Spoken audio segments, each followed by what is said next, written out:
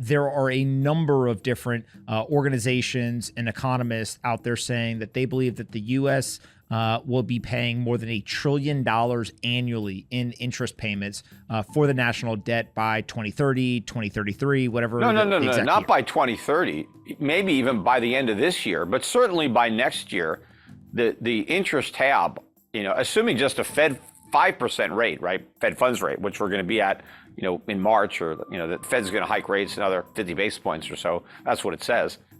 We should be at $1 trillion in interest by the end of the year, if not next year. But we're not going to stop there. I mean, then we'll be $2 trillion. And what happens when the national debt is $50 trillion and interest rates are 10%? Well, that's $5 trillion a year in interest on the national debt. I mean, the numbers are enormous because the debt is going to keep going up and interest rates are going to have to keep going up because the more debt we have, the more inflation we're going to create. And the more inflation we create, the higher interest rates have to be. This is an unsustainable. Even Powell admitted that what we're doing is unsustainable. It is unsustainable. When is it going to end?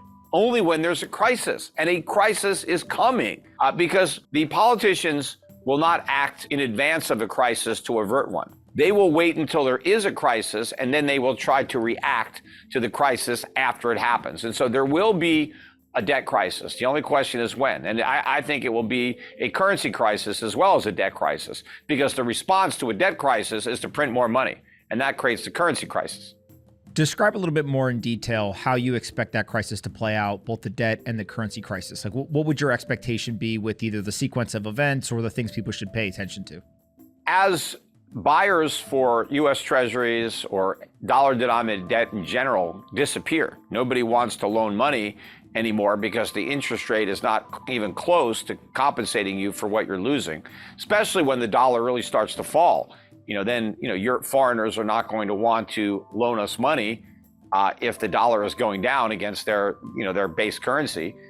So you're going to start to see a loss of buyers. And then the Fed is going to step in with an even bigger quantitative easing program to pick up the slack, to buy the bonds that nobody else wants. Well, where does the Fed get the money to buy those bonds? It has to create it. And that means it expands the money supply. So it creates even more inflation, which will push the dollar even lower. And that will force, even more people to want to get rid of U.S. bonds, assuming there are still some private buyers around. Now you're going to chase them out. And now the Fed is going to have to expand its QE program even more. Because if the Fed doesn't step into the market, interest rates really go up. Look what happened in 1980 with Volcker. They went up to 20%. They could go higher than that now. I mean, we have a lot more debt now than we had back then. So in theory, rates should go higher now than they were back in 1980. But of course, since we have so much more debt than we had back then, the economy would completely implode. It would be just a meltdown. So they're not going to let that happen. But the only way they can prevent that from happening is by creating more inflation. And that's really what leads to the currency crisis, because the markets figure this out finally. Nobody wants our dollars. I think it'll start abroad where foreigners don't want our dollars, but then Americans won't want the dollars either because they won't be able to buy very much with them. So, the whole world will be trying to get rid of them. Do you think the United States debt limit gets increased? Could the U.S. default? And how does the debt limit play into monetary policy and the Fed decision-making? It will be increased, unfortunately, because it's always increased. But every time we get close to having to increase it, the Republicans make a big deal about it, so long as there's a Democrat president. Because when Trump was president or when Bush was president, they didn't care. They raised the debt ceiling. But once you have a Democrat in the White House, then all of a sudden you get a few Republicans who say, oh, wait, we don't want to raise the debt ceiling. Well, we want to cut spending. Well, why don't you cut spending when you got the White House, Because they don't actually want to cut spending. They just want to talk about it. And so you're going to get some Republicans talking about how we have to get a handle on the debt. But at the end of the day, we never get a handle on the debt.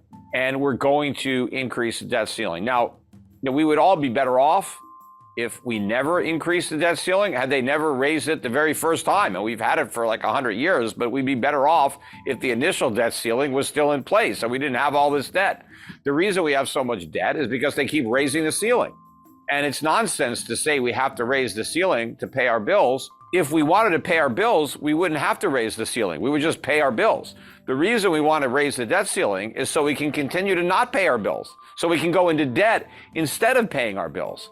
But the problem is paying the bills actually costs money. Nobody wants to pay the bills. The politicians want to keep on kicking the can down the road, so they want to raise the debt ceiling again so that we can continue to not pay our bills and have the debt, national debt, go up to 35 trillion, 40 trillion, 50 trillion, infinity and beyond.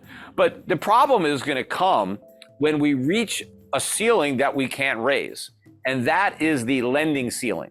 That is the willingness of the rest of the world to loan us money, because when we hit that ceiling, then we're done. But the crazy part about it is we tell our creditors, if we can't borrow more money, we will default. Well, we're basically telling the creditors that this is a Ponzi scheme, because we're only going to pay back our current bondholders if we find somebody dumb enough to buy new bonds. And then we can take that money and use it to pay off the guys who own our bonds now. But why would you deliberately loan money to a government if they're telling you right off the bat, if we can't borrow more money, we're just going to default and you're never going to get your money back? The politicians should be saying, if we don't raise the debt ceiling, we are going to cut Social Security, we're going to cut Medicare, and we're going to prioritize interest on the national debt. Or we're going to have an emergency tax hike. We're going to raise everybody's taxes so we can pay the debt. No, they don't say that. They say if we can't borrow more money, we're defaulting. So how much longer can this go on? Because default is inevitable. It's only a question of when. Now, of course, the other thing that they can do if they're not going to default, well, they just print. Well, then there's hyperinflation, and that's the same thing. It's actually worse than defaulting. Could we see a world over the next 10 or 20 years in the United States where inflation is 10 or higher on an annual basis? I think so, although I don't think our creditors will put up with 10% inflation that many years in a row, especially when the interest rates are well below that and they're really getting killed. But, inflation is a form of default. If the central bank prints a bunch of money and you have 10% inflation and we have a $30 trillion national debt, we've just repudiated 3 trillion of the 30. It is a slow default. That's what it is. It's just a different way of defaulting. You do it through inflation instead of just reducing what you pay. But the impact is the same for the bondholders. Either you get all your money back, but you can't buy as much, or you get less money back, but you can actually buy the same. Let's say there's 10% inflation. If I got 90 cents on the dollar, well, that's the same as getting 100 cents on the dollar with 10% inflation, or I can get 90 cents on the dollar with no inflation. But, prices are going to go up a lot more than 10%. They could double, they could triple, they could quadruple. And that is a huge haircut. The bondholders end up losing 70, 80% or more of the value of what they loaned. And, that's like the government paying off 10 cents on the dollar, 20 cents on the dollar.